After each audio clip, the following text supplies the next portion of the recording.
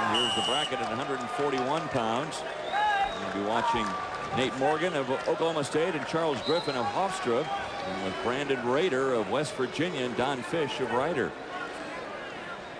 Let's get you over to the Nathan Morgan Charles Griffin match. And right now it's Charles Griffin of Hofstra who's taken command with a 4-0 lead. And Griffin just did something very good at the end of that period. He got 2 points on the board, and that's like a knife in the heart. No time to respond. 4-0 lead. He's sitting in good position heading into the second period. Second time that was it. Okay, that's what I had. Guys, there was 1 second. I saw it. They're arguing over there at the scorer's table about whether he got back points or not. There was 1 second on the clock. What John Smith is saying is when the takedown occurred, there was 1 second on the clock. So how can you get back points too? Because it's got to be 2 counts. Don Fish with near follow at number 1. But that's, you know, that's a coach arguing. And that's not just a coach arguing. That's one of the coaches arguing, and that's probably one of the advantages of John Smith has, just like Mike Krzyzewski has for Duke. But he didn't win the argument. No, he doesn't. But he wins many. He wins many. Seated wrestlers. Don Fish finishes in 5th place.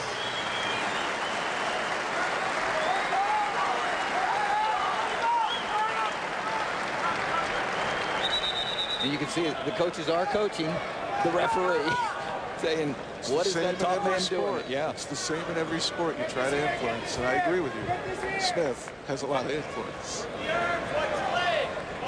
And that comes from, he has a lot of respect. Sure.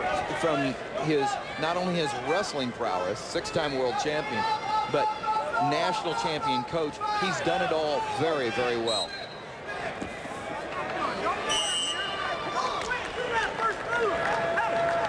And there's Coach John Smith, 15th season at Oklahoma State, won 4 consecutive. But you notice he's taking the focus off the referee now, and he's saying to Nathan Morgan, you've got to create the action. You have to explode off the bottom. What a difference, though, between 2-0 and 4-0, guys, at the end of that first round. That's why Smith argued. He realizes it. We're getting a report from Quinn Kesdick, who's been watching this match, that they didn't have a guy to come out at the end of the period to tap the referee on the shoulder and say, hey, time's running out 5 for counting him down. So well, there is an assistant referee out there whose job it is to try to align himself with action and the clock at the end of a period. And that would be protestable if they were able to line up the clock and look at the clock and see whether there was enough time.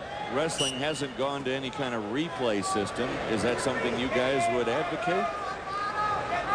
I would look at it as this. We've done this in international wrestling before, and it seemed as though every match was protested.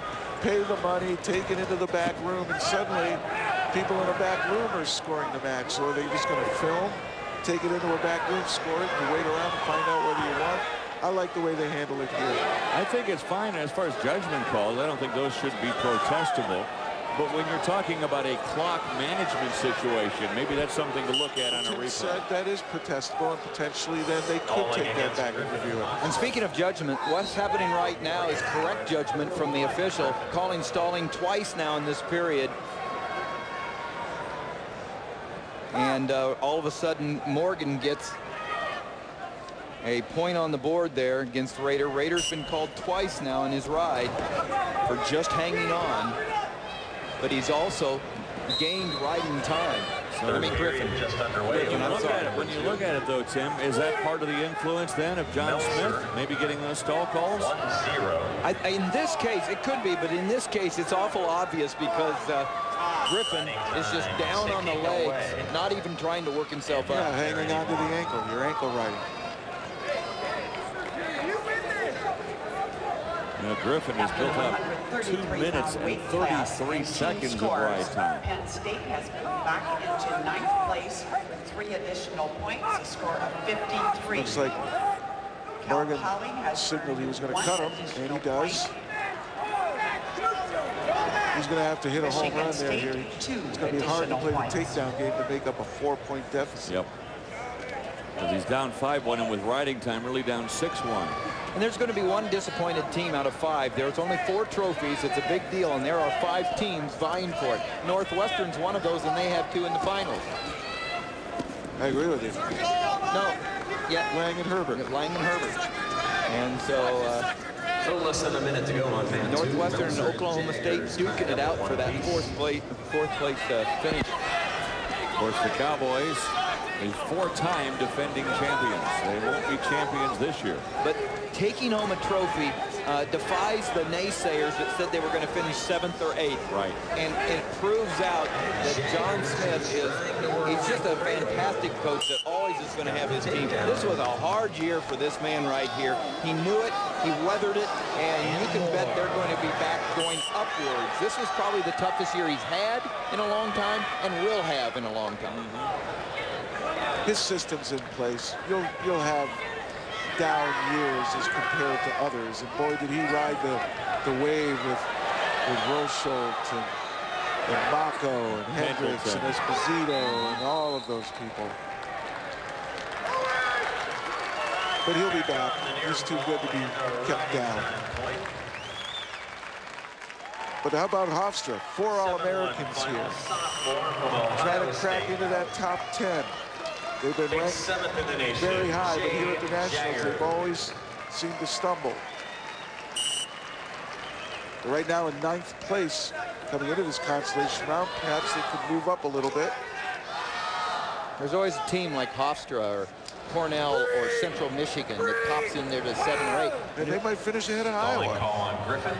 Iowa, where are they? I mean, you know, there's a great question, and they're right there in 7th, 8th, 9th, but Iowa State's been the story of this tournament when it was supposed to be Minnesota running away, and now it's Iowa State nipping at them, challenging them for the national title. Cale Sanderson.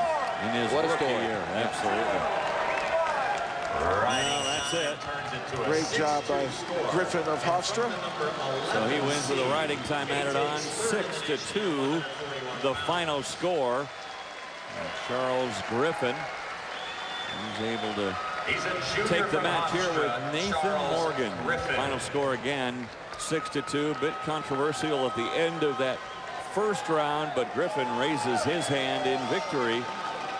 It's an impressive win over Nathan Morgan of Oklahoma State. Now at 149 pounds. So good win there at 141 pounds for Charles Griffin, who takes 3rd place. Don Fish